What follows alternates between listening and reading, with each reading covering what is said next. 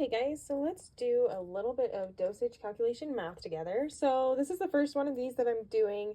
My plan is to go through a few questions at a time. I'm going to try and kind of limit it to like 10 minutes at a time, because if you look at this stuff for too long, it will drive you crazy. This is the book that I am using. It's by Diane Rhodes. It's available on Amazon. So I'm just going to randomly go through here and pick out some problems, and I'm not going to do anything really in order necessarily. What I will say, if you have not done it yet, definitely start working on memorizing the conversions, because those are going to be super important for a lot of these questions. So okay, so our first one's going to be, our order is Reglan 20 milligrams. What we have available is Reglan 10 milligrams per milliliter. How many milliliters should you give?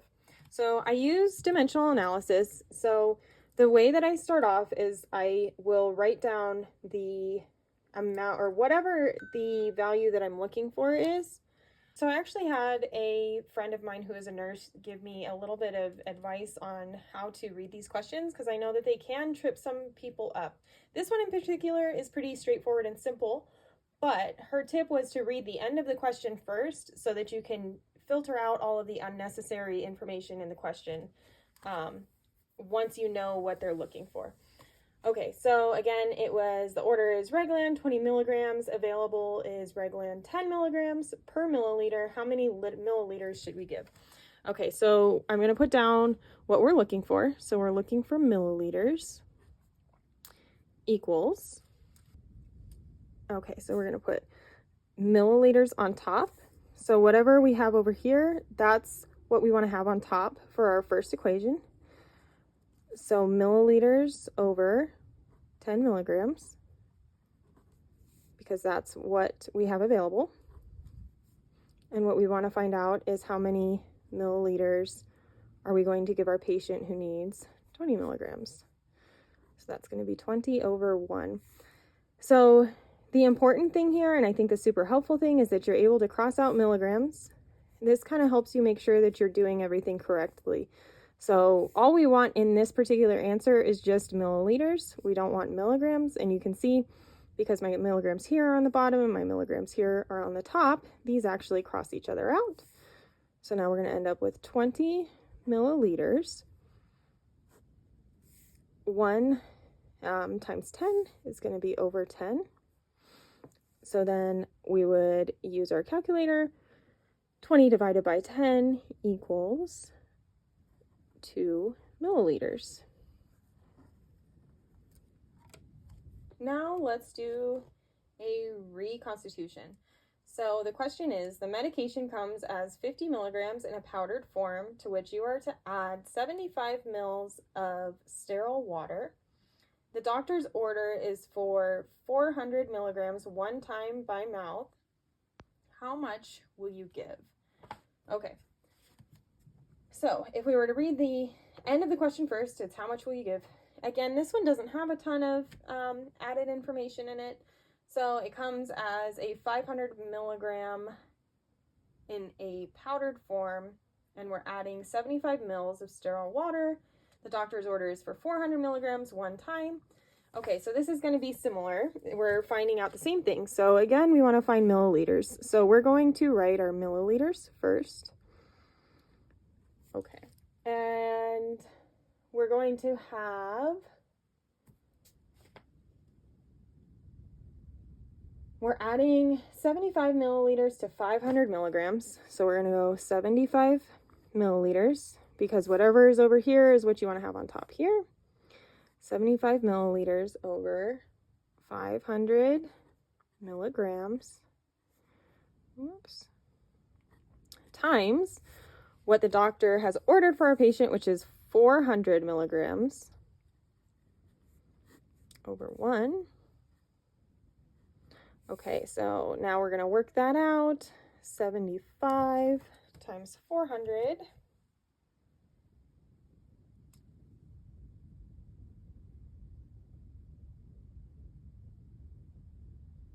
equals 30,000.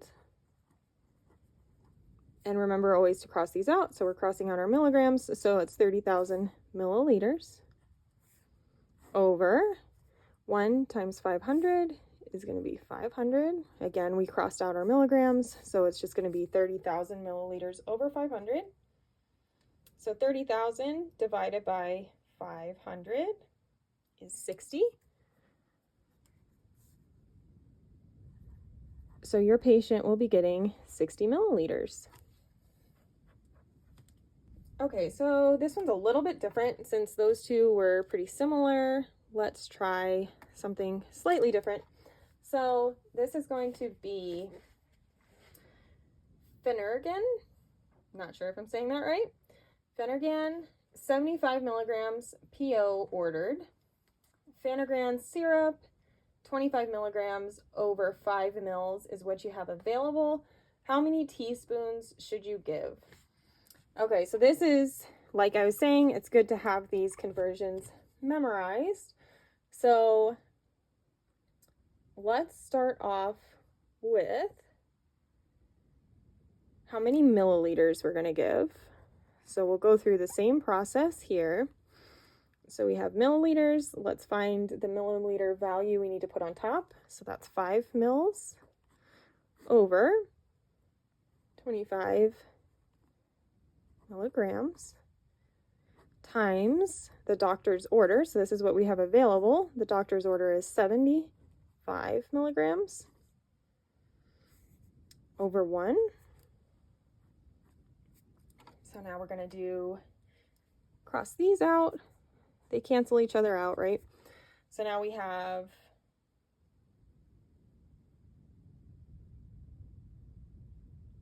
5 times 75 equals 375 over 25 times 1.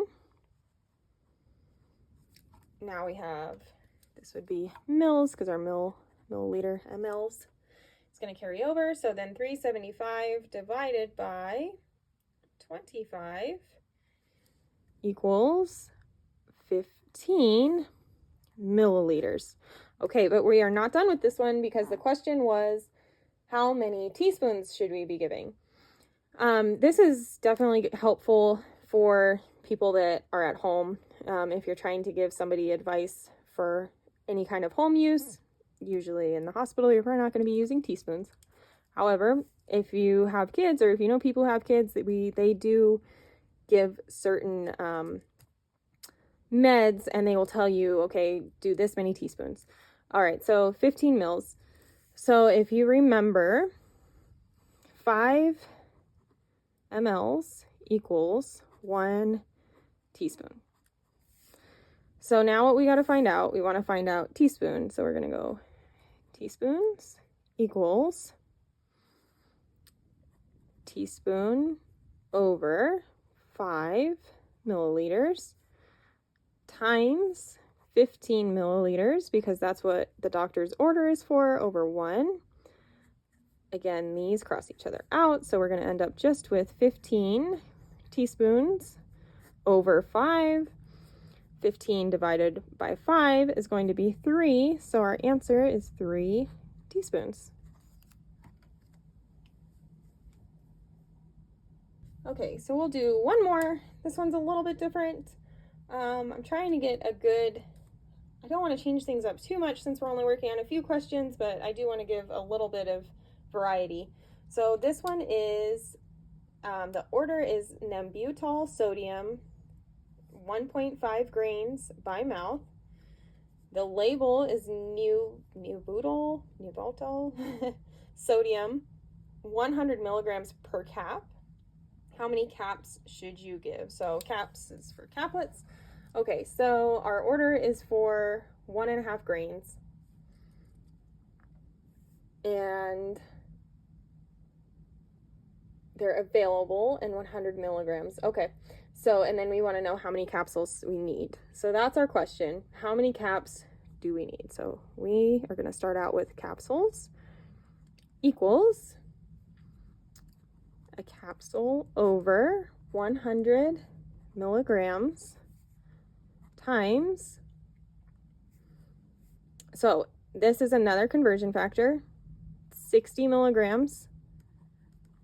That's another thing you want to make sure that you're doing. Okay, so if you haven't done a whole lot of dimensional analysis, we always want to put these, because we're going to be using multiple different values in here, or it's not, values isn't the right word, but measurement units. So what you want to do is you want to make sure that you always make the next equation, you want whatever was down here on top. And that's the case for these up here too, but I didn't mention it because these are a little more simple because they didn't have a lot going on in them. So because we have 100 milligrams on the bottom, we want to have some kind of milligram unit on the top over here. So we're going to do 60 milligrams over 1 grain, because that's how many milligrams are in a grain. Now we're going to multiply that by our doctor's order, which was 1.5 grains. So again, our grain is on the bottom here, so it has to be on the top over here. And then it's just going to be over 1. So 60 times 1.5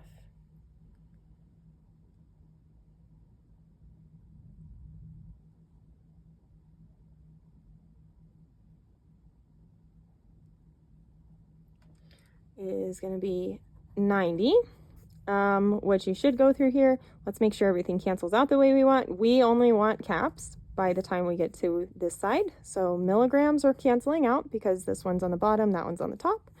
Grains are canceling out. This one's on the bottom. There's a grain over here on the top. These things cancel each other out diagonally. Okay, so we're going to have 90 capsules over 100. So now we have to divide 90 by 100. So we are going to be giving 1 capsule. And the reason it's 1, I wasn't actually expecting this to be this way at the end. The reason that this one is 1 is because we can't divide capsules at all, actually. Because a capsule is like the kind of medication, it's basically like the same as a pill. It's the little capsule and it's got the powder inside. There's no way for us to split those. Even if we could, we're not going to split it into tenths. So we would split it in half or maybe quarters, depending on the kind of medication. So there is a grace range basically of 10%. So you can have up to a 10% difference. So this is still safe because it's in the 10% difference. 90, obviously, 100, this is an easy one. This is 100%. Basically, you need 90% of this capsule. So that's only a 10% difference. So you're going to give 1 full capsule. Hopefully that you guys find this helpful. I know that when I was learning, it was helpful for me to see how other people worked it out, even just on paper. It would have been even more helpful if people were talking about it. I do find it useful to kind of read through them or watch somebody else do them to kind of get the idea, because sometimes I think we all just get a little bit lost when it comes to math. So hopefully this was helpful. Let me know